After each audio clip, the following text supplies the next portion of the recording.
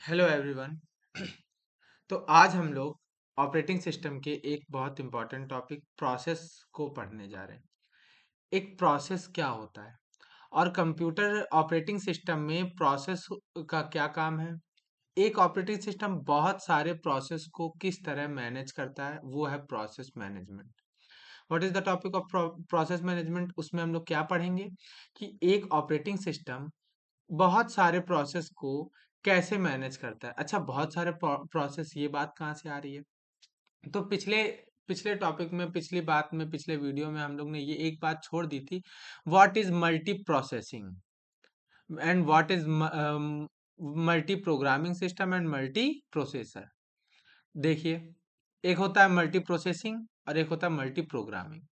Multi programming में क्या है कि जब एक हमारे पास एक सिस्टम पर एक ही सीपीयू होता है, एक कंप्यूटर में एक ही सीपीयू होता है और वो एक सीपीयू बहुत सारे प्रोसेस कर रहा होता है एक बार में। हालांकि एक बार में कोई सीपीयू बहुत सारे प्रोसेस नहीं कर सकता, सिर्फ एक बार में एक ही प्रोसेस कर सकता है, लेकिन हमें ऐसा फील होता है कि वो सीपीयू एक बार में बहुत सारे प्रोसेस कर रहा है। वो किस तरह से बैकग्राउंड में मैनेज करता है, वो आज हम लोग सीखने जा रहे हैं कि एक सीपीयू जब बहुत सारे प्रोसेस रन कराता है तो किस तरह से वो मैनेज करता है उन प्रोसेसेस को। देखते हैं। तो आज हम लोग प्रोसेस मैनेजमेंट के बारे में तो शायद कम पढ़े हो, सीपीयू शेड्यूलिंग इसके बाद आएगा। और इस टॉपिक से आने न्यूमेरिकल आने की प्रोबेबिलिटी बहुत ज्यादा है। एक न्यूमेरिकल तो यहाँ से आना ही है, प्रोसेस और सीपीयू शेड्यूलिंग से। तो अगली वीडियो में हम लोग सीपीयू शेड्यूलिंग पढ़ेंगे। आज की वीडियो में हम लोग पढ़ेंगे कि प्रोसेस क्या होता है, प्रोसेस के कंपोनेंट्स क्या हैं, ऐसी कौन सी चीजें हैं बैकग्राउंड में जो प्रोसेस को संभालती हैं, प्रोसेस का लाइफ साइकिल क्या है, कि एक प्रोसेस होता क्या है, सब कुछ मतलब पढ़ेंगे, समझेंगे प्रोसेस के बारे में। What is a process? पिछली वीडियो में भी हम लोग ने पढ़ा था प्रोसेस क्या होता है। तो चलिए शुरू करते हैं। What is a process? An operating system execute a variety of programs that run a process. क्या बोला गया? एक प्रोग्राम होता है। प्रोग्राम क्या है? सिंपल एक टेक्स्ट फाइल है। हमने सी लैंग्वेज में एक प्रोग्राम लिख के रखा हुआ है और वो सेकेंडरी मेमोरी में स्टोर कराया हुआ है। This is our program. But if it's if this program is in execution, it's called process. अगर कोई प्रोग्राम, कोई टेक्स्ट फाइल हमारी एग्जीक्यूशन में आ जाए, मतलब उसको रन कराने लगे हम लोग, तो वो क्या कहलाती है? प्रोसेस कहलाती है। जैसे कि हमारे पास क्रोम ब्राउजर है। क्रोम ब्राउजर तो हमारे सिस्टम पर पड़ा हुआ है, लेकिन हम उसके यूज नहीं कर रहे हैं, उसे यूज नहीं कर रहे हैं, then it is a program. अगर हमारे पास मान लीजिए वैलोरेंट गेम, कोई पबजी गेम पड़ा हुआ है, तो अगर वो चल नहीं रहा है, हम उसको खेल नहीं रहे हैं, उसको रन नहीं करा रहे हैं, तो उस समय वो कहाँ है? सेकेंडरी मेमोरी में स्टोर है। और वो एक क्या है उस समय? वो एक प्रोग्राम है। लेकिन जैसे ही हम उसको शुरू करते हैं, वो एक प्रोसेस में कन्वर्ट हो जाता है। What is a process? Process is a program in execution. Please connect this topic to previous topic. देखिए, हम लोग क्या पढ़े थे? सबसे पहले प्रोग्राम, वो सॉरी, ऑपरेटिंग सिस्टम क्या होता है। फिर ऑपरेटिंग सिस्टम के मेन वर्क क्या है, काम क्या है, ऑपरेटिंग सिस्टम हमारे ओएस, हमारे कंप्यूटर को किस तरह से चलाता है। उसमें हम लोग ने बहुत सारी चीजें पढ़ी थी। प्रोसेस मैनेजमेंट पढ़ा था, मेमोरी मैनेजमेंट पढ़ा था, आईओ डिवाइस मैनेजमेंट पढ़ा था, कि ये सब काम है ऑपरेटिंग सिस्टम के। तो अब हम लोग एक काम पढ़ने जा रहे हैं ऑपरेटिंग सिस्टम का, जिसका नाम है प्रोसेस मैनेजमेंट। और उस प्रोसेस मैनेजमेंट में, तो देखिए, अभी एक मिनट मैं जरा आपको बता देता हूँ। तो हम लोग ने सबसे क्या पढ़ा? सबसे पहले हम लोग ने क्या पढ़ा कि एक जो ऑपरेटिंग सिस्टम होता है, उसके पास एक प्रोसेस मैनेजमेंट नाम का एक उसका काम है, वो पढ़ने जा रहे हैं। उस काम में दो चीजें आएंगी। सबसे पहले तो उसके कंपोनेंट आएंगे कि क्या कंपोनेंट हैं, प्रोसेस के क्या कंपोनेंट है, प्रोसेस किन अपने लाइफ साइकिल में, मान लीजिए एक प्रोसेस, एक प्रोग्राम है, रन होना शुरू हुआ, फिर एग्जीक्यूट हुआ, फिर उसके बाद क्या हुआ? वो टर्मिनेट हुआ। उस बीच में कंप्यूटर के किन पार्ट्स ने उसको चलाया, किस तरह से चलाया, वो सब आज हम लोग पढ़ेंगे कि एक प्रोसेस के क्या क्या कंपोनेंट है, लाइफ साइकिल के बारे में पढ़ेंगे। और दूसरी चीज क्या है? कौन सा प्रोसेस कब रन होना है, कौन सा प्रोसेस कब रन होना है, कितने टाइम के लिए रन होना है, ये हम लोग नेक्स्ट वीडियो में पढ़ेंगे। This is CPU scheduling. Okay, तो देखिए उसको क्या कहेंगे हम लोग, सीपीयू शेड्यूलिंग बोलेंगे। इरेजर, चलिए उसको हम लोग सीपीयू शेड्यूलिंग बोलेंगे। अब देखिए व्हाट इज अ प्रोग्राम, अब आपको समझ में आ गया होगा प्रोसेस क्या है। Process a program in execution, जब हमारे पास एक प्रोग्राम एक टेक्स्ट फाइल है, तब वो हमारे पास क्या है, एक सिर्फ और सिर्फ एक प्रोग्राम है। और वो जैसे ही वो जैसे ही वो एग्जीक्यूशन में आएगी वो क्या बन जाएगी, प्रोसेस बन जाएगी। तो then process is a program in execution. और process execution must progress in sequential fashion. No, तो हमने बोला ना कि हमारा ऑपरेटिंग सिस्टम एक बार में सिर्फ एक ही प्रोसेस को रन करा सकता है, बहुत सारे प्रोसेस को रन नहीं करा सकता है। तो द सिलेक्शन ऑफ प्रोसेस कि कौन सा प्रोसेस अब रन होने वाला है, ये सारी बातें ऑपरेटिंग सिस्टम के बैकग्राउंड में वो कई सारी चीजें जो मैनेज करती हैं। सबसे इंपॉर्टेंट चीज वही है कि कौन वो सिलेक्शन, वो चूजिंग कि कौन सा प्रोसेस को कब रन करना है और कितने टाइम के लिए रन करना है, वो हमारा ऑपरेटिंग सिस्टम काम करेगा। तो देखें what are the multiple parts of operating system, मतलब प्रोसेस। मैंने बोला प्रोसेस कंपोनेंट्स के बारे में बात हमें करनी था। तो हमें हमारे पास जब एक प्रोसेस होता है तो उसके अंदर क्या क्या चीजें होती हैं, ये बात सीखने जा रहे हैं। एक प्रोसेस के अंदर एक टेक्स्ट सेक्शन होता है। एक प्रोसेस के अंदर क्या होता है, एक टेक्स्ट सेक्शन होता है। देखो what is the text section. अब जैसे हमने कोई प्रोग्राम लिखा है, उसमें मतलब सीक्वेंस लिखेंगे ना हम लोग कि ये करना है, फिर ये करना है, फिर ये करना है, फिर ये करना है। दिस इज ऑल क्या है, टेक्स्ट है ये। वो होता है एक प्रोग्राम में। और क्या होता है, प्रोग्राम काउंटर होता है। जैसे ही कभी आपने सी प्रोग्राम देखा होगा या कोई भी प्रोग्राम होता है, एक स्क्रिप्ट में लिखा होता है, पूरा एक लाइन एक लाइन एक लाइन ऐसा एक स्क्रिप्ट टाइप की लिखी होती है। तो वो क्या करता है, हमारा जो ऑपरेटिंग सिस्टम या जो हमारा ऑपरेटिंग सिस्टम या हमारा सिस्टम सीपीयू उसको रन किस तरह से कराता है, लाइन बाय लाइन। एक लाइन रन कराएगा स्क्रिप्ट की, फिर वो दूसरी लाइन रन कराएगा स्क्रिप्ट की, देन वो तीसरी लाइन रन कराएगा स्क्रिप्ट की। ठीक है, तो हम लोग किस समय कौन सी लाइन पर थे, वो कौन बताएगा, हमारा प्रोग्राम काउंटर। मतलब एक प्रोसेस को हमें ये ध्यान रखना पड़ेगा ना। मान लो हम एक प्रोसेस को थोड़ी थोड़ी देर बाद रन करा रहे हैं, लेकिन हम कहाँ पर थे उस समय, वो हमारा कौन बताएगा, प्रोग्राम काउंटर। और उसके बाद जब थोड़ी देर बाद वापस उस प्रोसेस पे आएंगे, तो हम लोग क्या, उसी काउंटर को लेंगे, उसकी वैल्यू देखेंगे कि हाँ हम लोग यहाँ पर थे, अब इसके आगे से हमें रन कराना है अपने प्रोग्राम को। The current activity including program counter process registers. Registers होते हैं, बहुत सारे रजिस्टर्स होते हैं हमारे सिस्टम पर, उसके बारे में बाद में बात कर लेंगे। And stack containing temporary data, जैसे हमारे पास जैसे फंक्शन पैरामीटर्स हैं, रिटर्न एड्रेस है, लोकल वेरिएबल्स हैं, ये सब कहाँ हमारे स्टोर होते हैं, स्टैक में, स्टैक फील्ड में। हमारे मतलब प्रोसेस में एक स्टैक फील्ड होती है, उसमें ये सारे कंपोनेंट स्टोर होते हैं। जैसे रिटर्न एड्रेस, कोई प्रोसेस हो रहा है, कोई फंक्शन हो रहा है, और उसको मतलब वापस कहाँ पर उसको आउटपुट देना है, this is the return address. This is the return address कि किसी भाई जब कोई प्रोग्राम होगा तो उस प्रोग्राम से कोई आउटपुट निकलेगा, वो आउटपुट वो कहाँ पर पुट करेगा जाके, कहाँ पर देगा, कहाँ पर बताएगा जाकर। तो वो एक रिटर्न एड्रेस होता है कि भाई जब आपका काम हो जाए तो आप अपना आंसर यहाँ दे दीजिएगा जाके। What are the local variables. Local variables इन सब के बारे में आपने अगर प्रोग्रामिंग अभी पढ़ी होगी तो आपको समझ में आएगा, लेकिन अगर नहीं पढ़ी होगी तो हम चाहे जितना भी बताएं वो भी समझ में भी नहीं आएगा। और तीसरी बात है डाटा सेक्शन। डाटा सेक्शन में क्या है, ग्लोबल वेरिएबल्स हैं, और स्टैक्स में क्या है, लोकल वेरिएबल्स हैं।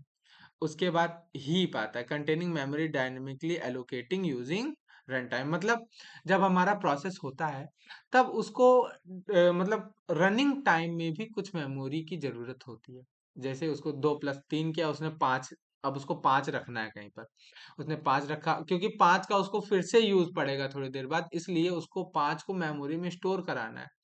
तो वो मेमोरी कहाँ से मिलेगी, हीप से मिलेगी। डायनेमिक मेमोरी आपको कहाँ से मिलेगी, हीप से मिलेगी। तो these are the parts of a process, कि प्रोसेस में कुछ पार्ट्स होते हैं टेक्स्ट सेक्शन होता है, प्रोग्राम काउंटर होता है, स्टैक होता है, डाटा सेक्शन होता है, हीप सेक्शन होता है। उसके बाद देखिए ये हमारे पास क्या है, कुछ वही उसका मतलब एक आपको पिक्चर दी गई है कि किस तरह से हमारे प्रोसेस में चीजें होती हैं। पहले क्या होगा, एक टेक्स्ट सेक्शन होगा जिसमें हमारा टेक्स्ट लिखा होगा डाटा का, मतलब प्रोसेस का पूरा।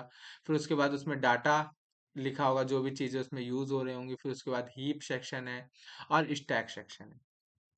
स्टैक क्या है, स्टैक में लोकल वेरिएबल्स होते हैं। तो मान लीजिए हमारे लोकल वेरिएबल्स बढ़ते जा रहे हैं, बढ़ते जा रहे हैं, और ये स्टैक ऊपर से नीचे की तरफ बढ़ता जाएगा, और ये हीप नीचे से ऊपर की ओर बढ़ता जाएगा।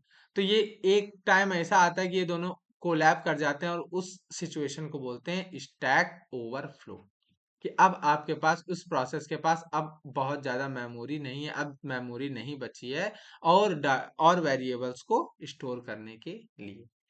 आगे चलते हैं। What is the process concept? Process is a passive entity. Program जो होता है वो एक पैसिव एंटिटी, जिंदा चीज नहीं है। वो बस एक क्या है, एक टेक्स्ट फाइल है जो हमारे सेकेंडरी स्टोरेज में पड़ी हुई है। But what is the process? Process is a passive entity, जिंदा चीज है। एग्जीक्यूटेबल फाइल, वो एग्जीक्यूट हो सकती है, वो कुछ कर सकती है, लेकिन एक प्रोग्राम कुछ नहीं कर सकता है। देखो, program become process when executable file is loaded into the memory. पिछले दिन हम लोग ने बात की थी पिछली वीडियो में कि हमारे सारे प्रोग्राम कहाँ पर होते हैं, सेकेंडरी स्टोरेज में पड़े होते हैं, सेकेंडरी स्टोरेज में रखे होते हैं। जब भी हमें कोई प्रोग्राम रन कराना होता है, तो हम उसे, सेकेंडरी स्टोरेज क्या होती है, हार्ड डिस्क और ये तुम्हारे पेन ड्राइव, ये सब सेकेंडरी स्टोरेज है। और जब हमें उसे रन कराना होता है, तब हम उस प्रोसेस का कुछ पार्ट या पूरा प्रोसेस या उस प्रोसेस का कुछ पार्ट क्या कर लेते हैं, मेन मेमोरी में लोड कर लेते हैं। मेन मेमोरी जैसे 464 बोलते हैं ना हम लोग, जैसा कि 464 है, तो 4 क्या है, 4 GB मेन मेमोरी है, और 64 GB सेकेंडरी मेमोरी है। तो सारी चीजें पहले कहाँ पड़ी होती हैं, सेकेंडरी मेमोरी में।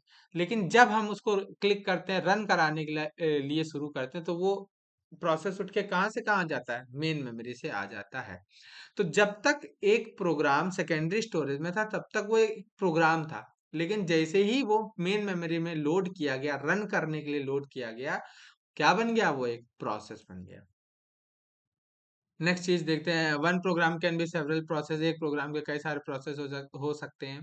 Execution of program started with, मतलब बोला ना, एग्जीक्यूशन ऑफ प्रोग्राम कब स्टार्ट होता है, किसी प्रोग्राम का एग्जीक्यूशन कब स्टार्ट होता है, जैसे ही हम लोग माउस से क्लिक क्लिक कर देते हैं, स्टार्ट हो जाता है। अब देखो भाई, ये कुछ चीजें इस डायग्राम पर बाद में आते हैं।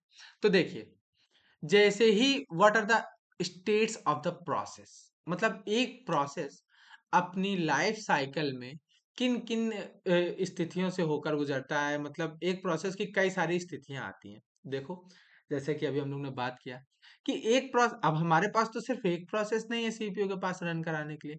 सीपीयू के पास तो बहुत सारे प्रोसेस है रन, कब किस प्रोसेस को रन कराना है, ये भी सीपीयू, भाई उसको सीपीयू को ये चूज करना पड़ेगा ना कौन सा प्रोसेस है। तो देखो, तो एक प्रोसेस, जैसे हम लोग गेम खेलते हैं, गेम खेलते हैं भाई, जैसे क्रिकेट है। क्रिकेट में 10 लोग हैं, 10 प्लेयर हैं। 10 प्लेयर में मान लीजिए उन्होंने बैकअप के लिए 4-5 प्लेयर रख लिए, तो मान लीजिए वो जो 4-5 प्लेयर भी हैं, अब हम उन्हें नहीं सब नाम याद आ रहा है, उन्हें क्या बोलते हैं, वो जो 4-5 प्लेयर बैकअप के लिए भी हैं, वो भी तैयार होते हैं एकदम खेलने के लिए। कुछ होते हैं उनको मतलब हटा ही रखा है, वो तैयार भी नहीं है खेलने के लिए। लेकिन बाकी जो सब्स्टिट्यूट होते हैं, वो तैयार होते हैं एकदम खेलने के लिए। लेकिन जब किसी को चोट लग जाती है, तो वो क्या आ जाता है, डिक्लेयर स्टेट में आ जाता है। देन कोई रिटायर्ड स्टेट में आ जाता है। जैसे रिटायर्ड स्टेट में आता है, वो जो बचा हुआ एक प्लेयर था जो तैयार था एकदम, वो खेलने आ जाता है। अब आपको समझ में आया? तो हमारे पास प्रोसेस एक नहीं है, प्रोसेस हमारे पास बहुत सारे हैं। जब कोई प्रोसेस ऐसा होगा कि भाई वो किसी काम के लिए रुक गया, एक प्रोसेस किसी काम के लिए रुक गया, या हमने सीपीयू से कहा है कि भाई इस प्रोसेस को 2 मिनट रन कराओ, और 2 मिनट रन कराने के बाद अगर ये कंप्लीट हो पाए तो हो पाए, ना हो पाए तो इसको हटा देना। दैट, वो प्रोसेस पहले तो एग्जीक्यूशन मोड पे गया, और फिर जैसे उसका टाइम पूरा हो गया, वो दूसरे मोड पर आ गया। तो ये क्या सारे मोड हैं प्रोसेस के, चलिए हम लोग इस डायग्राम से बहुत आसानी से समझ। There is a new state, a ready state, a running state, a waiting state and a terminated state. These are the states of a program. आप पूरी बात को कनेक्ट करते जाइएगा, कहाँ चल रहे हैं, क्या हो रहा है। हम लोग, ये हमारा सीपीयू है, ये हमारे पास बहुत सारे प्रोसेस हैं। ये प्रोसेस बहुत सारे सीपीयू में किस तरह जाएंगे, एक एक करके किस तरह जाएंगे, किस प्रोसेस का नंबर कब आएगा, ये पढ़ने जा रहे हैं। और जब ये प्रोसेस सीपीयू के पास जाएगा, फिर किस स्टेट में जाएगा, देन सीपीयू इसको कहेगा नहीं अब तुम्हारा टाइम पूरा हो गया, देन वो किस स्टेट में भेज दिया जाएगा, क्या फिर ये वापस आ पाएगा कि नहीं आ पाएगा सीपीयू के पास, वो सारी चीजें हम लोग समझने जा रहे हैं। तो देखिए, तो सबसे पहले जब हमारा एक न्यू स्टेट है, the process is being created, process बन चुका है, प्रोग्राम प्रोसेस में कन्वर्ट हो चुका है। ठीक, प्रोसेस प्रोग्राम प्रोसेस में कन्वर्ट हो चुका है, दिस इज न्यू स्टेट। जैसे अगर एक एग्जांपल से बात करें, एग्जांपल छोड़ो, एग्जांपल से आदमी कंफ्यूज ज्यादा हो जाता है। तो देखो, जैसे कि न्यू स्टेट है, तो सब मतलब यहाँ पर चार पांच प्रोग्राम है न्यू स्टेट में, मतलब ये सारे प्रोग्राम क्या रन होना चाहते हैं, ये सारे प्रोग्राम क्या है स्टार्ट हो गए हैं, मतलब प्रोसेस में कन्वर्ट हो गए, अब ये रन होना चाहते हैं। Then the second state is ready state. New से कहाँ पर आ रहा है, रेडी स्टेट में आ रहा है, कि ये प्रोग्राम अब बिल्कुल क्या है, अब इनको सीपीयू में जाना है, अब इनको रन होना है। भाई न्यू स्टेट में क्या था, प्रोसेस है, लेकिन अब वो अभी जाना नहीं चाह रहा है, अभी मतलब वो प्रोसेस है उसको रन होना है, लेकिन अभी ये सेलेक्ट होगा कि हाँ अब तुम्हारा नंबर आ गया है। अब देखिए, अब हम आपको कुछ एक एग्जांपल, बहुत अच्छे एग्जांपल से बताते हैं, आपको पूरी न्यू और रेडी की बात समझ में आ जाएगी। देखिएगा, 15 लोग हैं, ठीक, 15 लोगों को बतासे खाने हैं, ठीक है, लेकिन बतासे वाला सिर्फ 5 लोगों को एक बार में बतासे खिला सकता है, ठीक। और बतासे वाला आपको तो पता है कि एक बार में एक बतासा निकालेगा और एक ही बंदे को दे सकता है। क्या वो 5 लोगों को एक बार में 5 हाथ से बतासे दे सकता है? नहीं। बतासे वाला है सीपीयू। समझ में आया? 15 लोगों में से 15 लोग खड़े न्यू स्टेट में, कि उनको सबको बतासा खाना है, ठीक। 15 लोग न्यू स्टेट में खड़े हैं, लेकिन बतासे वाले ने क्या किया, पहले उसमें से 5 को चूज किया, चलो तुम 5 इधर आ जाओ। वो कहाँ आ गए, रेडी स्टेट में। लेकिन बतासे वाला पांचों को तो बतासा एक बार में खिला नहीं देगा, देन वो क्या करेगा, एक निकालेगा, एक को देगा, दूसरा निकालेगा, दूसरे को देगा, तीसरा निकालेगा, तीसरे को देगा, चौथा निकालेगा, चौथे को देगा, पांचवा निकालेगा, पांचवे को देगा। 10 अभी बचे हुए हैं। जब इन 5 में से कोई कह देगा मेरा हो गया, या तो कोई कह देगा नहीं अभी मेरे मुंह में मतलब बतासा है, थोड़ी देर बाद देना, तो जैसे ही वो थोड़ी देर बाद बोलेगा, वो कहेगा तुम एक लोग इधर से इधर आ जाओ, न्यू स्टेट से रेडी स्टेट में आ जाओ। अब तुम्हारी नंबर आ गई, एक एक बंदा यहाँ से टर्मिनेट हो गया। अब आपको समझ में आया पूरी टर्मिनोलॉजी न्यू और रेडी की, कि वहां पर प्रोसेस है, खड़े हैं एकदम शुरू होने के लिए, लेकिन सीपीयू सेलेक्ट कर रहा है कि पहले तुम 5 आओ, पहले तुम 8 आओ। This is the degree of processing. ये जो 5 मैंने बोला, ये डिग्री ऑफ प्रोसेसिंग है, कि एक सीपीयू एक बार में कितने प्रोसेस को रन करा सकता है। This is degree of processing. Run तो वो एक ही बार एक ही को करा रहा है, लेकिन वो बतासा इतनी तेजी से दे रहा है, वो मतलब पानी पूरी इतनी तेजी से दे रहा है कि लग रहा है सभी लोग बराबर खा रहे हैं, एक साथ खा रहे हैं, है ना। तो 5 is the degree of multi processing.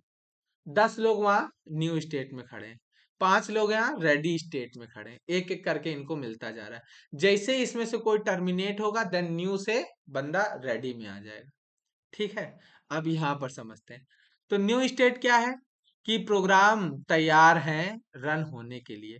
यहाँ पर कोई आदमी ऐसा सेलेक्टर खड़ा होगा जो यहाँ से न्यू स्टेट से कुछ प्रोग्राम को सेलेक्ट करके कहाँ भेज देगा, रेडी में भेज देगा। और रेडी में भेजते ही ये कहा सीपीयू से काम कराने लगेंगे, सीपीयू एक एक करके इन सबको क्या करने लगेगा, रन करने लगेगा। लेकिन मान लो कि कोई प्रोसेस है, रन होने गया और उसने क्या कहा, नहीं हमको कोई आईओ इवेंट कराना है, हमको कोई क्या करना है, आईओ इवेंट। चलिए आईओ इवेंट वाली बात बाद में करते हैं। कोई प्रोसेस है, इधर गया, कहता है क्या भाई, हम मेरा काम हो गया, हमें बस 2+3 करना था, हमें और कोई काम नहीं था, ये 1 सेकंड का काम था बस। मान लो कोई बंदा था, उसको एक ही बतासा खाना था, लाइक गया और तुरंत टर्मिनेट हो गया।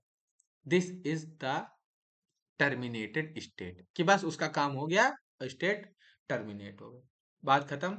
जैसे ही एक लोग यहाँ से टर्मिनेट हुए, देन न्यू से रेडी में एक बंदा फिर आ गया। ये तो हो गई टर्मिनेटेड स्टेट।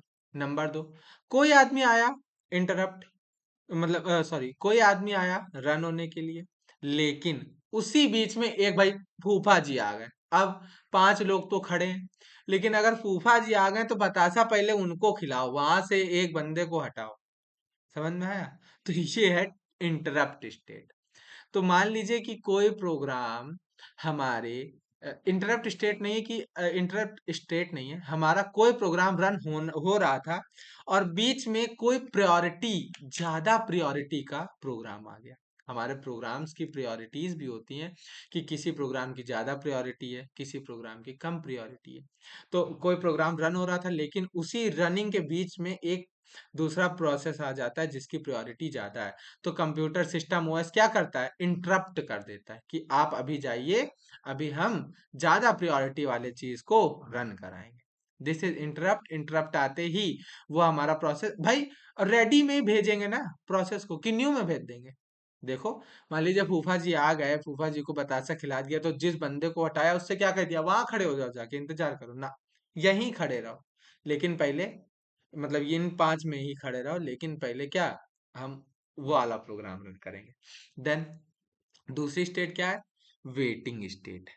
वेटिंग स्टेट क्या है दोस्त, वेटिंग स्टेट ये है कि मान लीजिए कि कोई प्रोग्राम है, कोई प्रोग्राम है, मान लीजिए उसको आईओ इवेंट कराना है। मान लीजिए कोई प्रोग्राम है, उसमें क्या है, कोई प्रोसेस है ऐसा जिसमें उसको कोई यूजर इनपुट चाहिए, उसको क्लिक की जरूरत है। मान लीजिए उसको प्रोसेसर तो मिल गया, लेकिन अब इसको दिक्कत है कि जब तक कोई बाहर से आउटपुट इनपुट नहीं देगा, तब तक हम आगे एग्जीक्यूट नहीं होंगे।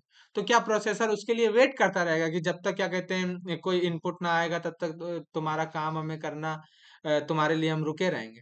नहीं, वो क्या करेगा प्रोसेसर, उस प्रोग्राम को रनिंग स्टेट से उठा के कहाँ भेज देगा, वेटिंग स्टेट में भेज देगा कि जाओ तुम इंतजार करो। और वेटिंग स्टेट में मान लीजिए उसको इनपुट मिल भी गया, तो वेटिंग से डायरेक्ट थोड़ी, अभी तो यहाँ पर कोई रन हो रहा होगा ना दोस्त। तो वो क्या करेगा, फिर वेटिंग स्टेट से आप रेडी स्टेट में आइए, देन फिर आपका नंबर आएगा और फिर आपको कहाँ भेज दिया जाएगा, रनिंग स्टेट में भेज दिया जाएगा। Then these all are the states of program. क्या, एक प्रोग्राम होता है पहले न्यू स्टेट में होता है, मतलब वो चाहता है रन होना, और रेडी स्टेट में आया, क्या वो हाथ उठा के खड़ा है कि हाँ अब हम रन हो रहे हैं, सीपीयू हमको अभी मेरा टाइम देगा। देन उसके बाद रनिंग स्टेट में जाता है, या तो वो इंटरप्ट हो जाता है, या तो वो वेटिंग में आता है, या तो वो टर्मिनेट हो जाता है।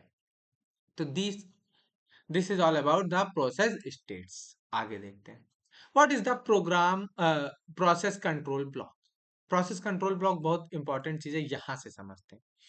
तो एक जो प्रोग्राम है वो कब कहलाता है कि वो प्रोसेस बन गया, एक प्रोग्राम प्रोसेस बन गया है या वो न्यू स्टेट में है, वो कब कहलाता है, जब उसका पीसीबी जनरेट होता है। What is the PCB, PCB is a data structure.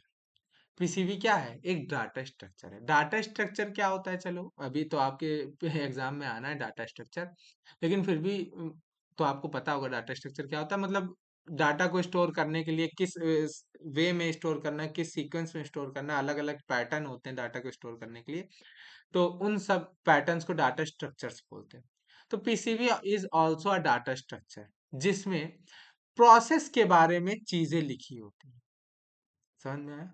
एक प्रोसेस के बारे में चीजें लिखी होती हैं। क्या क्या चीजें लिखी होती है, जैसे हम लोग ने पहले बताया था कि जब एक प्रोसेस रन होता है तो उस प्रोसेस को कोई आईओ डिवाइस चाहिए होती है, उस प्रोसेस को मेन मेमोरी में हिस्सा चाहिए होता है, उस प्रोसेस को सीपीयू टाइम चाहिए होता है, उस प्रोसेस को रजिस्टर्स चाहिए होते हैं, और आउटपुट डिवाइस चाहिए, आईओ डिवाइसेस चाहिए होती हैं, और बहुत सारी चीजें उस प्रोसेस को चाहिए होती हैं। या मतलब कई सारी बातें हैं कि अभी प्रोसेस कौन से स्टेट में था। भाई ये भी तो प्रोसेस के बारे में पता होना चाहिए ना, कि मतलब मतलब प्रोसेस का सारा लेखा जोखा कहाँ पर होता है? पीसीबी में, प्रोसेस कंट्रोल ब्लॉक में होता है।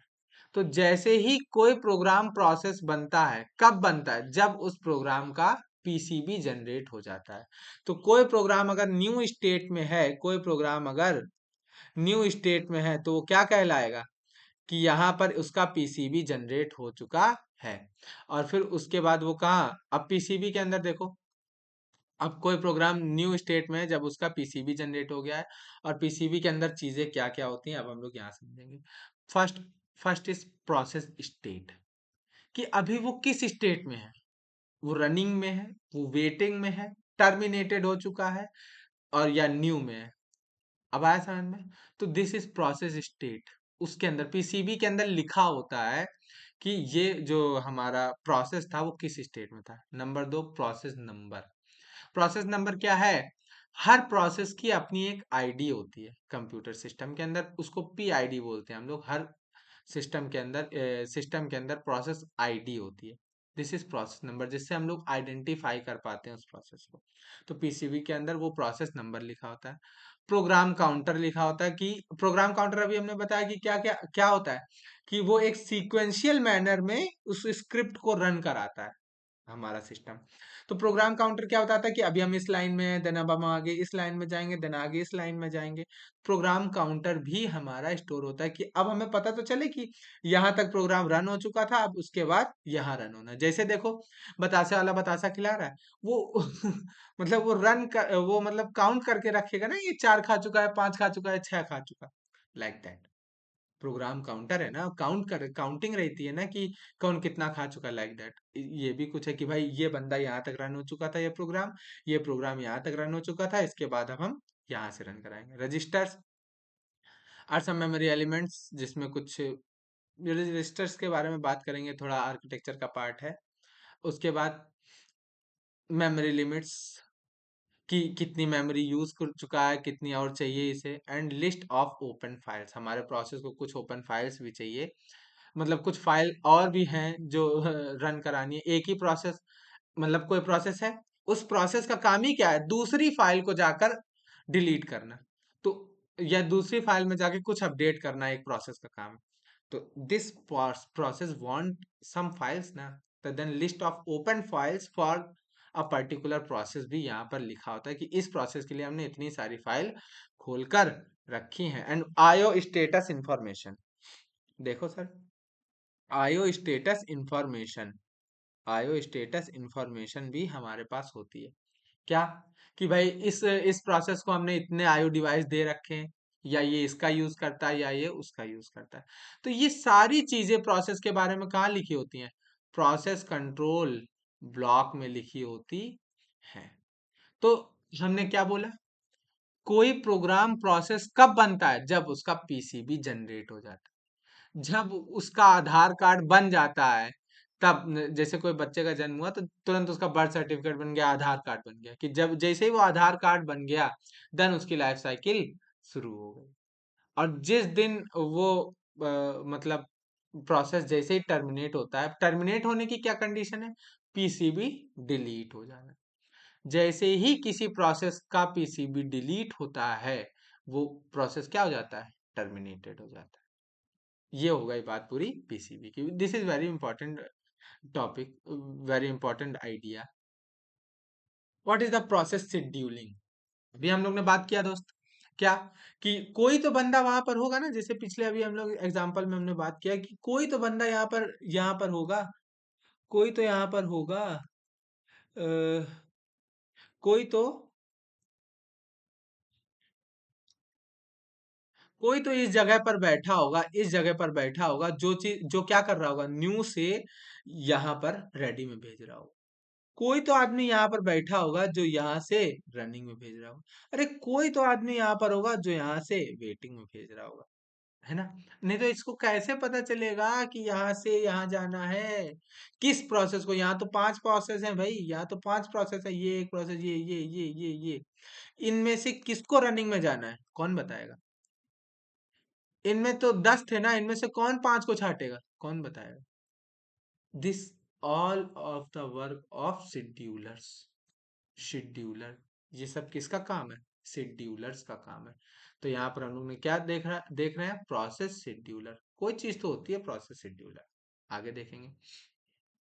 शेड्यूलिंग क्यूज होती हैं, ready queue, waiting queue. Q आप जान रहे हैं, क्यू मतलब लाइन। डाटा स्ट्रक्चर में क्यू अगर आपने पढ़ा है तो आप समझ जाएंगे, क्यू मतलब एक लाइन। हमने लाइन से लगा रखा है लोगों को भाई। वो मान लो पानी पूरी वाले पानी पूरी खिला रहे, then this is also queue ना, जो बंदा आगे खड़ा है उसको दिया, फिर उसको दिया, फिर उसको दिया, फिर उसको दिया। अगर वो पहले बीच वाले को दे देगा तो क्या ही पता कर पाएगा बीच वाले को कितने दे दिए और लास्ट वाले को कितने दे दिए? पता कर लेगा? नहीं कर पाएगा। तो वो एक क्यू मेंटेन करता है ना। सारी चीजें वहीं से पूरे प्रोसेस शेड्यूलिंग को वहीं से उसी एक एग्जांपल से समझते जाएंगे, रिलेट करते जाएंगे। देखिए, what is the process scheduler? Queues क्या होती हैं? कुछ टर्मिनोलॉजीज हैं, रेडी क्यू, वेटिंग क्यू। ठीक है, आगे देखो भाई। तो select among available process from the next execution on CPU core. Process scheduler क्या होते हैं? अभी हम लोग ने बात की, सब बात कर चुके हैं कि जो सेलेक्ट करते हैं, बहुत सारे प्रोसेस खड़े हैं, उनमें से कुछ प्रोसेस को सेलेक्ट किया एग्जीक्यूशन के लिए। This is the work of process schedulers. और इज द गोल? गोल क्या है इन शेड्यूलर का? To maximise the CPU use. CPU के यूज को मैक्सिमाइज कर देना।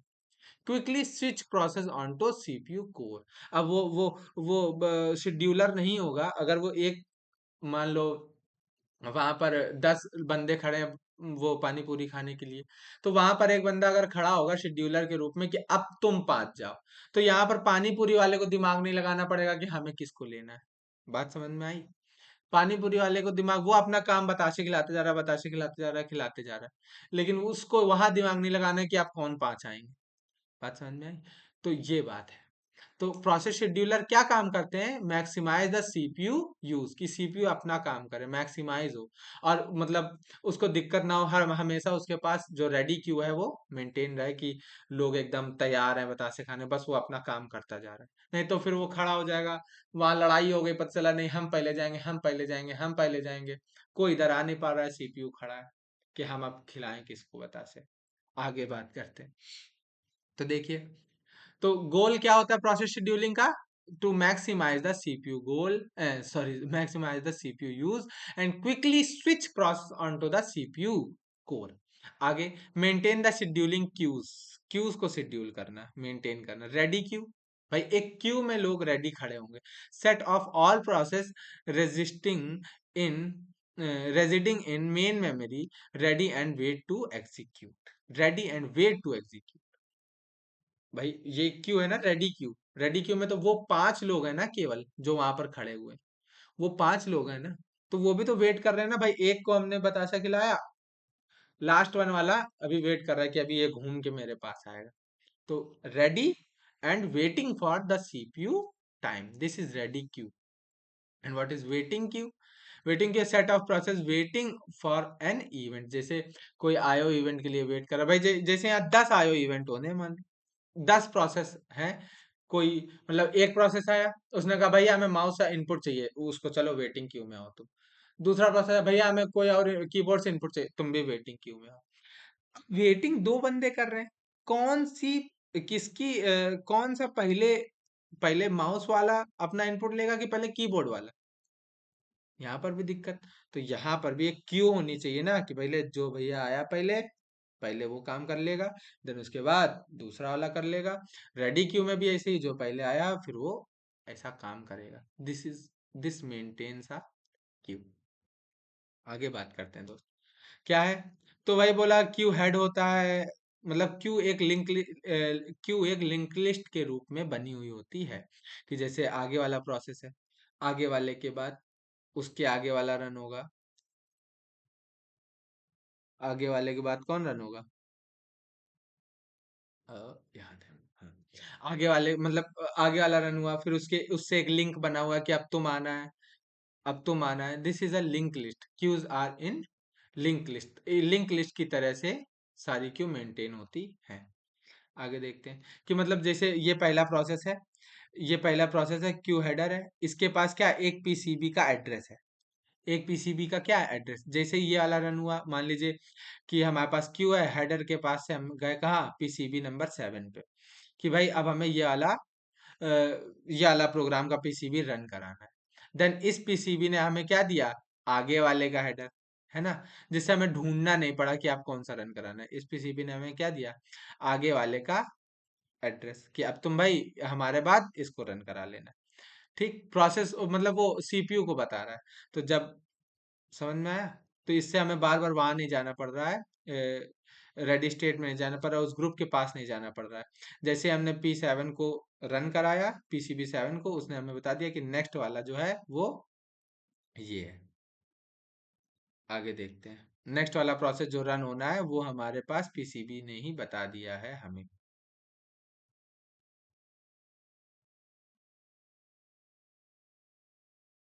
ये एक डायग्राम है, process representation of process scheduling, कि एक प्रोसेस शेड्यूल होने का रिप्रेजेंटेशन क्या है, रेडी क्यू में है। देन रेडी क्यू के पास वो सीपीयू में जाएगा, सीपीयू के बाद या तो वो टर्मिनेट हो जाएगा या तो इन कुछ चीजों के लिए रुकेगा। क्या है वो चीजें, बहुत अच्छे से समझते हैं, चलो। हम लोग ने बोला ना कि ये, जैसे हम लोग ने बोला, this is a ready state, this is a running state, this is a waiting state, this is अ क्या भाई, यहाँ से यहाँ जाना है, यहाँ से यहाँ जाना है, यहाँ से यहाँ जाना है, देन यहाँ से यहाँ जाना है, देन यहाँ से यहाँ जाना है, और यहाँ से, अरे थोड़ा सा पेन सही नहीं चल रहा, और यहाँ से यहाँ आना है। तो दिस 5 आर द स्टेट्स ना। ठीक है, ये न्यू स्टेट है, ये रेडी स्टेट है, ये वेटिंग स्टेट है, वो रनिंग स्टेट है, and then this terminated state. तो रेडी क्यू में जब कोई होगा, तो या तो वो सीपीयू के पास जाके टर्मिनेट हो जाएगा, देखो टर्मिनेट हो गया, या तो वो वेटिंग पे जाएगा, किन वजहों से, इन वजहों से, कुछ इन वजहों से, किन वजहों से, या तो उसे कोई आईओ ऑपरेशन इनपुट कराना होगा। आईओ के बाद कहाँ जाएगा, वो हमने क्या बताया था, यहाँ आने के बाद फिर से वो कहाँ जाएगा, वेट क्यू में, वेट क्यू में जाएगा, और फिर उसके बाद रेडी क्यू में जाएगा। पहले वेटिंग क्यू में जाएगा, वेट करने के लिए भी क्यू लगी है ना, लाइन लगी है, सब लोग वेट कर रहे हैं। फिर उसके बाद वो कहाँ जाएगा, रेडी क्यू में जाएगा। फिर उसके बाद या तो उसकी टाइम स्लाइस एक्सपायर हो गई, जैसे सीपीयू सबको कुछ कुछ टाइम देता है, वहां पर 10 प्रोसेस, जैसे यहाँ पर बतासे खिला रहा है, तो इसका एक टाइम है ना, इसको 1 सेकंड मिलेगा।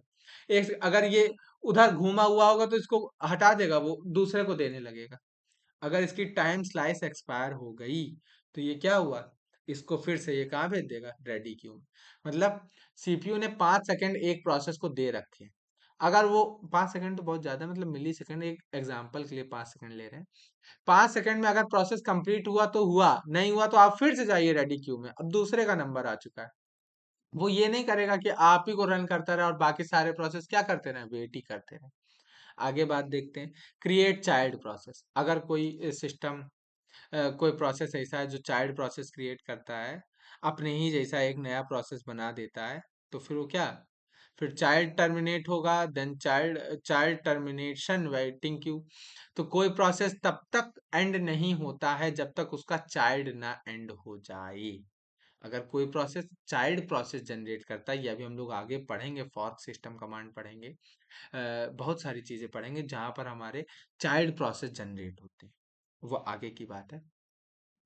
तो मान लीजिए कोई प्रोसेस है, उसने अपना चाइल्ड प्रोसेस बनाया, और उस चाइल्ड प्रोसेस से उसको कुछ काम कराना है, देन उस काम को रिजल्ट के रूप में लेके वो प्रोसेस क्या, अपना आगे का काम करेगा।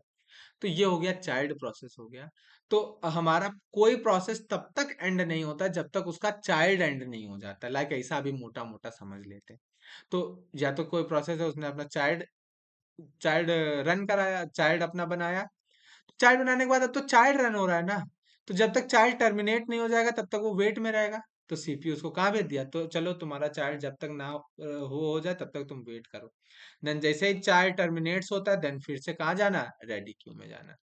और उसके बाद वो इंटरप्ट वाली बात तो हो ही गई थी, फूफा जी वाली, की फूफा जी आ गए भाई, पहले आप इनको खिलाइए। देन इंटरप्ट वेटिंग क्यू, तब तक वेट करें, जैसे इंटरप्ट अकर हो जाए, देन उसके बाद फिर से रेडी क्यू में। कोई भी वेटिंग स्टेट से डायरेक्ट रनिंग स्टेट में नहीं जा सकता है, क्योंकि रनिंग स्टेट में ऑलरेडी कोई ना कोई प्रोग्राम चल रहा होगा। देन वेटिंग के बाद आप कहाँ जाएं, अपने रेडी में जाएं, देन रेडी से फिर रनिंग स्टेट में आएंगे। और हम लोग ने कुछ शेड्यूलर्स के बारे में पढ़ा, तो मतलब अभी हम लोग ने पढ़ा ना कि कोई तो यहाँ पर होगा, कहाँ गया, कोई तो यहाँ पर होगा जो उन प्रोसेसेस को चुन रहा होगा रेडी में जाने के लिए। कोई तो यहाँ होगा ना जो यहाँ कोई इसको चुन रहा होगा रनिंग में जाने के लिए। This is the work of schedulers. जो यहाँ वाला शेड्यूलर है उसका नाम अलग है, यहाँ वाला शेड्यूलर है उसका नाम अलग है, और एक यहाँ पर भी स्टेट होती है, ब्लॉक्ड स्टेट। इस शेड्यूलर का नाम अलग है। अभी हम लोग बात करेंगे आगे। देखो भाई, first is long term scheduler, second is short term scheduler, third is medium term scheduler. ये सब क्या है ये हम लोग पढ़ चुके हैं। और process scheduling is an essential part of multi programming operating system. मतलब शेड्यूलिंग मल्टी प्रोग्रामिंग बोला था अभी, जब एक सीपीयू होता है और बहुत सारे प्रोसेस होते हैं रन करने के लिए, उसको क्या बोला गया? Multi programming. तो शेड्यूलर्स का बहुत ज्यादा काम है ना कि कौन सा प्रोसेस कब रन होना है, ये कौन बताएगा? शेड्यूलर बताएगा। Operating system along more than one process, ये सारी बातें हो चुकी हैं, आप पढ़ सकते हैं इन्हें। अब हम लोग पढ़ेंगे long term scheduler, short term scheduler और मीडियम टर्म शेड्यूलर होते क्या है। What is the long term scheduler? Long term scheduler also called a job scheduler. देखो भाई, बात समझो। This is running state, sorry, this is new state, this is ready state, this is running state, this is waiting state and this is terminated state. ठीक। जो new state है, ready state है, running state है, और waiting state है, and terminated state. New से कोई क्या बार बार रेडी में जाएगा? अभी हम लोग ने इतनी बार वो साइकिल का नाम लिया, 10 बार वेटिंग से आदमी रनिंग में आ रहा है, वेटिंग से रेडी में आ रहा है, वेटिंग से रेडी में आ रहा है। लेकिन रेडी से न्यू में जाने का सुना तुमने? रेडी से न्यू में कोई नहीं जा रहा है, यहां से यहां बार बार जा रहा है। एक बार आदमी, मतलब वो वहां के जो 10 लोग खड़े हुए थे, जो दूर 10 लोग खड़े, 15 लोग खड़े हुए थे, उनमें से 5 एक बार आ गए। तो जब तक इन पांचों में से कोई ये नहीं बोल देगा कि नहीं मेरा हो गया अब हम जा रहे हैं, मतलब इन पांचों में से अब कोई वापस उस न्यू में नहीं जाएगा। तो जो हमारा लॉन्ग टर्म शेड्यूलर होता है, लॉन्ग टर्म मतलब देर तक काम करने वाला, वो यही काम करता है। न्यू स्टेट से रेडी स्टेट में प्रोसेस को भेजने का काम कौन करता है? Long term scheduler. क्योंकि ये बड़ा, मतलब बड़ा काम है कि अब तुम्हें बार बार वापस नहीं आना है, बार बार न्यू में नहीं आना है, या न्यू से रेडी, न्यू से रेडी, रेडी से न्यू, न्यू से रेडी, रेडी से न्यू नहीं होता है। एक बार न्यू से रेडी हो गया, देन उसको टर्मिनेट ही होना पड़ेगा। ठीक। लेकिन वेटिंग से रेडी, एक प्रोसेस अपने लाइफ साइकिल में वेटिंग से रेडी, रनिंग से रेडी, वेटिंग से रेडी, रनिंग से रेडी, और रेडी से रनिंग बहुत बार जाता है। ठीक। लेकिन न्यू से रेडी में सिर्फ एक बार आता है।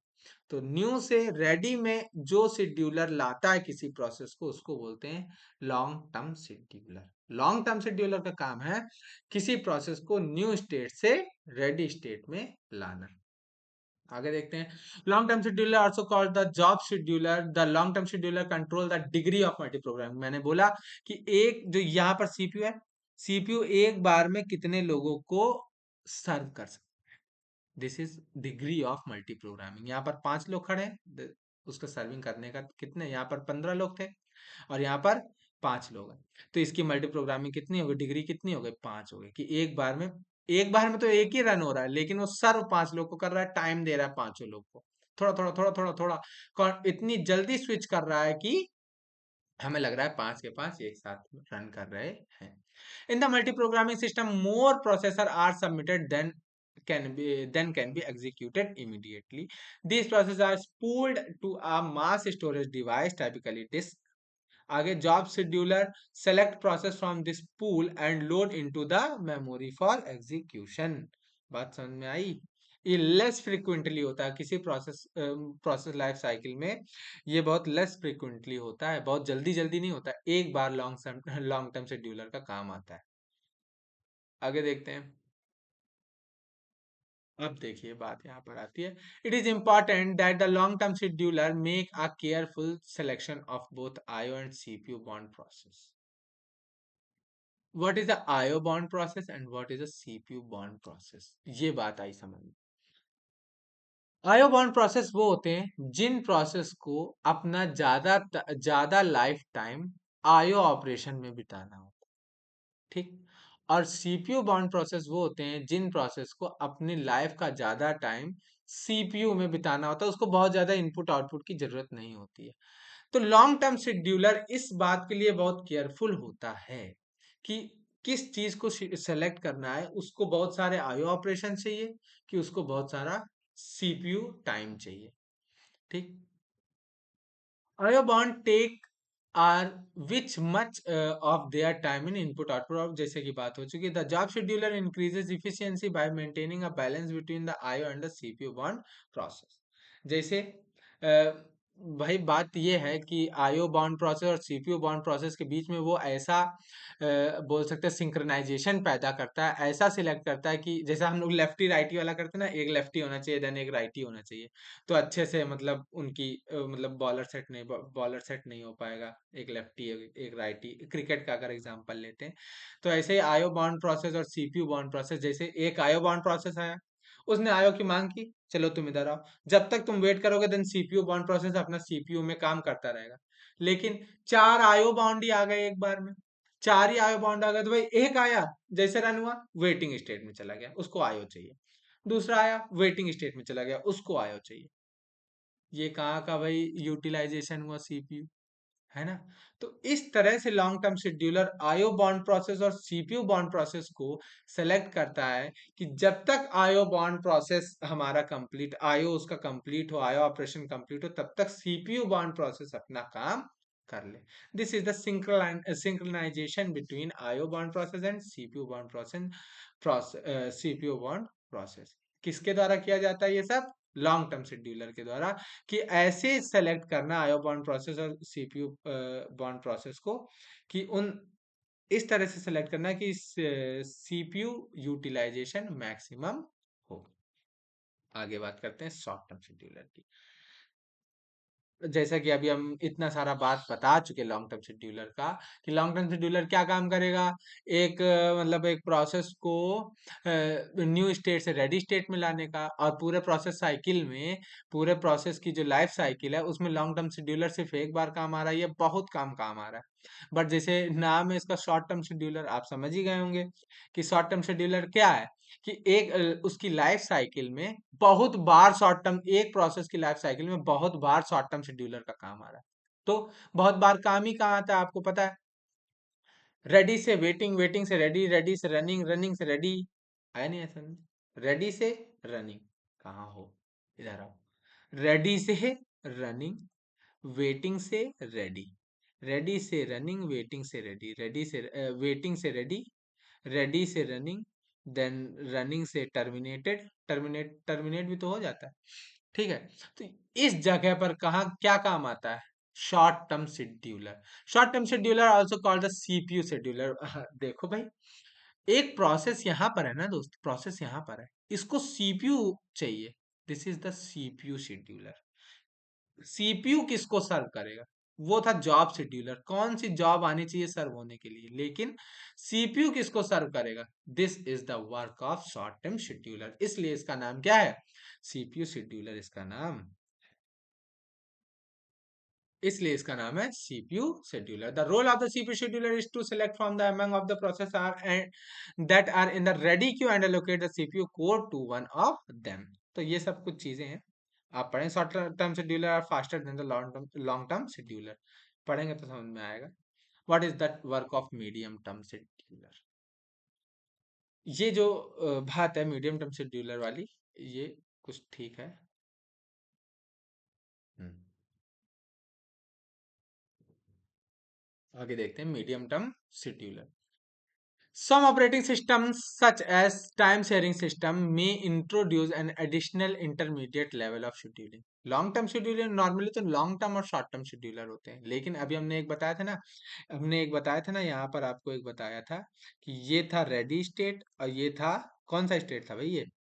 ये था रनिंग स्टेट, याद रखो। और ये क्या है? Waiting state. रेडी के बाद एक यहाँ पर भी एक ब्लॉक स्टेट आती है, ब्लॉक्ड स्टेट, है ना। कोई यहाँ पर भी एक स्टेट आती है, वही इंटरमीडिएट लेवल शेड्यूलिंग है, इंटरमीडिएट स्टेट है उन दोनों के बीच में। The key idea behind the medium term scheduler is that sometime it can be advantageous to remove process from memory and, देखो भाई, क्या होता है एंड दस reduce the degree of the multi programming. क्या होता है कि कई बार हमारी जो रेडी क्यू है, रेडी क्यू में ज्यादा ही कुछ प्रोसेस आ गए, कुछ ज्यादा ही प्रोसेस आ गए जिनको सीपीयू ढंग से सर्व भी नहीं कर पा रहा है। ठीक है, तो हम लोग क्या करेंगे, उस रेडी क्यू से निकाल के उन प्रोसेस को अलग कर लेंगे, अलग स्टेट में डाल देंगे कि चलो अभी तुम स्वैप्ड आउट हो जाओ, अभी तुम अलग आ जाओ। थोड़ी देर बाद जब एक आध दो टर्मिनेट हो जाएंगे तब हम तुमको वापस सीपीयू में, सॉरी रेडी में भेजेंगे। ये सीपीयू के बाद कहाँ चलेगा, वो swapped out process, partially executed and swapped out, और फिर उनको स्वैप्ड इन किया, रेडी क्यू में भेजा। ये कब काम आता है, when reduces the degree of programming. हम लोग क्या करते हैं, रेडी क्यू से कुछ उठा के अलग कर लेते हैं, क्योंकि उस समय लोड बहुत ज्यादा हो जाता है सिस्टम के ऊपर। Later the process can be reintroduce into memory and it execution can be continued where it's left off the this scheme is medium term scheduler. Medium term scheduler क्या कर रहा है, रेडी क्यू से कुछ process को हटा ले रहा है और degree degree of multiprogramming कम कर दे रहा है, क्योंकि उस समय सीपीयू पर शायद कुछ ज्यादा ही लोड हो। The process is swapped out and is later swapped in by the medium term scheduler. It is responsible for suspending, हाँ, सस्पेंड स्टेट उसको बोलते हैं, याद है।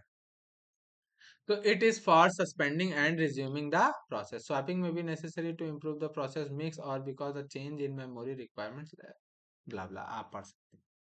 What is the context switching. तो कॉन्टेक्स्ट स्विचिंग से पहले हम लोग एक डिस्पैचर नाम का एक होता है, डिस्पैचर एक होता है, उसको पढ़ ले। तो what is the work of dispatcher. तो देखिए, मैंने स्लाइड में नहीं लिखा, लेकिन डिस्पैचर भी एक जरूरी चीज है पढ़ने के लिए। तो डिस्पैचर का काम क्या होता है कि जैसे हम लोग पिछली स्लाइड में पढ़ लेते हैं। हाँ, हम्म, तो डिस्पैचर का काम क्या होता है, डिस्पैचर डिस्पैच करना, पीसीबी को डिस्पैच करना एक जगह से दूसरी जगह पर। प्रोसेस कहीं नहीं जाता है, प्रोसेस का पीसीबी जाता है। अभी हम लोग ने क्यू वाले सेशन में देखा कि पीसीबी हमें मिलते हैं, रेडी क्यू में कौन पड़े होते हैं, पीसीबी पड़े होते हैं। रेडी क्यू में कौन पड़े होते हैं, पीसीबी पड़े होते हैं। तो एक पीसीबी दूसरे का एड्रेस देता है, दूसरे तीसरे का। तो मतलब पीसीबी से हमें पता चल जाता है कि हाँ, हमें ये प्रोसेस रन कराना है और इसकी करंट वैल्यूज ये थी, रजिस्टर ये यूज कर रहा था, इसका प्रोग्राम काउंटर यहाँ पर था, और उसके बाद हमें यहाँ से रन कराना है। तो डिस्पैचर का काम क्या है दोस्त, अरे, तो डिस्पैचर का काम ये है कि यहां से न्यू से पीसीबी लोड करना रेडी में, देन रेडी से पीसीबी लोड करना रनिंग में, रनिंग से पीसीबी हटा के डालना वेटिंग में, देन वेटिंग से पीसीबी उठा के डालना रेडी में। तो पीसीबी का एक्चुअली जो काम इधर से उधर करना होता है, वो काम डिस्पैचर का होता है। और यही एक ऐसा वक्त है जिस समय सीपीयू कोई काम नहीं कर रहा होता है, क्योंकि उस समय एक प्रोसेस वहां से जा रहा होता है और दूसरा प्रोसेस वहां पर आ रहा होता है। तो जब तक प्रोसेस लोड ही नहीं हुआ, डिस्पैच ही नहीं हुआ, तब तक सीपीयू उस पर काम कैसा करेगा। तो इसी को ओवरहेड बोलते हैं, डिस्पैचर ओवरहेड, सीपीयू ओवरहेड बोल रहे हैं। इस समय कोई काम नहीं होता है, ये जितना, ये टाइम जितने कम से कम हो, डिस्पैचर जितना फास्ट से फास्ट होगा, हमारा सीपीयू उतना ही ज्यादा फास्ट होगा। तो what is the work of dispatcher, to dispatch the PCB from one state to another state, isn't it. इसी को हम लोग कॉन्टेक्स्ट स्विचिंग बोलते हैं। तो when CPU switches to another process, the system must save the state of the old process। मैंने बोला कि जब एक प्रोसेस रन हो चुका होता है या रन हो गया होता है, या अब हम दूसरे प्रोसेस में जाने वाले होते हैं, तो जो प्रीवियस प्रोसेस है उसकी सारी चीजें पीसीबी में स्टोर करा देते हैं ना दोस्त, कि हम इस प्रोसेस में इतने रजिस्टर यूज हो रहे थे। भाई, हम भूल जाएंगे ना, वहां पर 50 प्रोसेस चल रहे हैं, एक छोड़ के हम दूसरे प्रोसेस में आ गए, एक छोड़ के हम प्रोसेस किस में आ गए, दूसरे प्रोसेस में आ गए। उस प्रोसेस को कहां पर छोड़ा था, ये बात हमें पीसीबी में लिखनी पड़ेगी।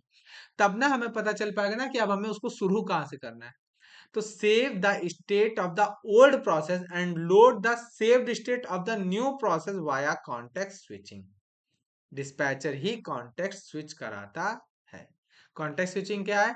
ये वो स्टेट है जब हम लोग, जो हमारा सीपीयू है वो करंट जो ओल्ड प्रोसेस का सारा जो डाटा था पीसीबी में सेव कर रहा है, एंड जो न्यू डाटा है वो उसको उसको उसके पीसीबी को लोड कर रहा है। This is called the context switching. तो context of a process represented in the PCB. Context switch time is pure overhead. The system does not useful work while switching. मैंने बोला सिस्टम, ये सब बातें हो चुकी हैं। The more complex the OS and the PCB, the longer the context switching. जितना ही आपका OS जो है वो जितना ज्यादा से ज्यादा कॉम्प्लेक्स होगा, जितना आपका पीसीबी कॉम्प्लेक्स होगा, जितनी सारी चीजें पीसीबी, मान लीजिए किसी का पीसीबी 4 लाइन का है कि सिर्फ हमें 4 चीजें स्टोर करनी है ओल्ड प्रोसेस की, और नए प्रोसेस की सिर्फ 4 ही चीजें हमें सीपीयू में मतलब लोड करनी है। तो बहुत जल्दी कॉन्टेक्स्ट स्विचिंग हो जाएगी। 4 चीजें लोड की, 4 चीजें लोड की, तो बहुत जल्दी सीपीयू हमारा कॉन्टेक्स्ट स्विचिंग हो गई। लेकिन जो पीसीबी होता है, ओएस टू ओएस डिफर करता है। हर ओएस का, लिनक्स का अलग पीसीबी मॉडल होता है, विंडोज का अलग पीसीबी मॉडल होता है, मैक का अलग पीसीबी मॉडल होगा। तो जितना कॉम्प्लेक्स पीसीबी मॉडल होगा उतना ही आपका कॉन्टेक्स्ट स्विचिंग टाइम लॉन्गर होगा। Time dependent on hardware software, और हार्डवेयर सॉफ्टवेयर के ऊपर भी डिपेंड करता है।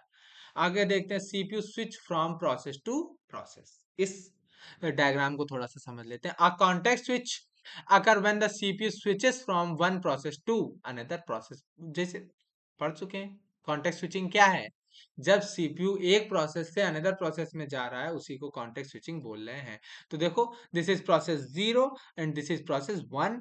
This is operating system interrupt और सिस्टम कॉल। कोई इंटरप्ट आया, एग्जीक्यूशन हो रहा था प्रोसेस 1 का, वो कहां से कहां पहुंच गया?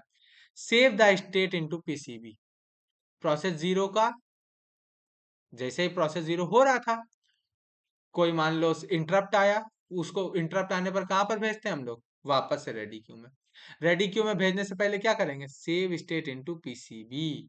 देन उसके बाद क्या करेंगे? जब तक सेव, ये जो टाइम है दोस्त, ये यहां से यहां से यहाँ से यहाँ का जो टाइम है उसको पीसीबी 0 में स्टोर करना पुराने वाले को, और नए वाले को लोड करना, reload the state from PCB 1। ये जो आपको ब्लैक ब्लैक एरिया दिख रहा है ये आइडियल टाइम है सीपीयू का। इस समय सीपीयू कुछ भी काम नहीं करता है। और यहाँ से प्रोसेस 1 रन होना शुरू हुआ, और इंटरप्ट फिर कॉल आई, फिर उसने क्या किया? लोड किया वापस। अब तो बात पूरी समझ में आ गई होगी। पीसीबी में सारे उसकी वैल्यू डाली, और डालने के बाद फिर से ये जो टाइम है डालना और वो पीसीबी 0 को लोड करना, इस समय भी सीपीयू हमारा कोई काम नहीं कर पाएगा। देन 1 वाला एग्जीक्यूट होने लगा। This is all about process.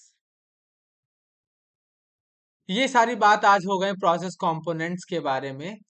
अब हम लोग अगली वीडियो में बात करेंगे सीपीयू शेड्यूलिंग के बारे में, कि जो रेडी क्यू थी, हमारी रेडी क्यू थी, उस रेडी क्यू से कौन सा प्रोसेस अब रन होने जाएगा, या हमारा जो वो था, मतलब न्यू स्टेट थी, न्यू से कौन रेडी में आएगा, रेडी से रनिंग में कौन जाएगा, है ना?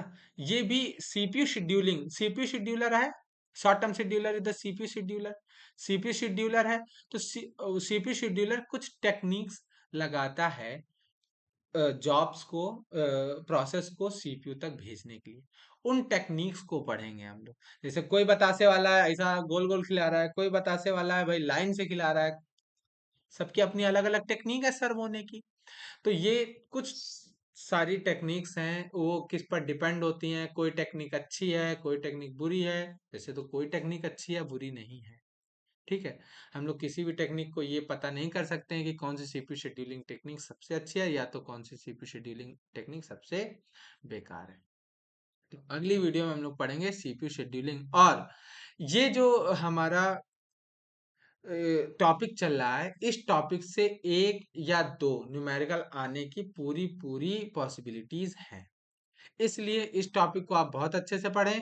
अगली वीडियो में हम लोग कुछ न्यूमेरिकल भी शायद सॉल्व कर सकते हैं सीपीयू शेड्यूलिंग पर और प्रोसेस मैनेजमेंट पर। उसके बाद हम लोग थ्रेड्स पर चलेंगे। तो बाय बाय, मिलते हैं अगली वीडियो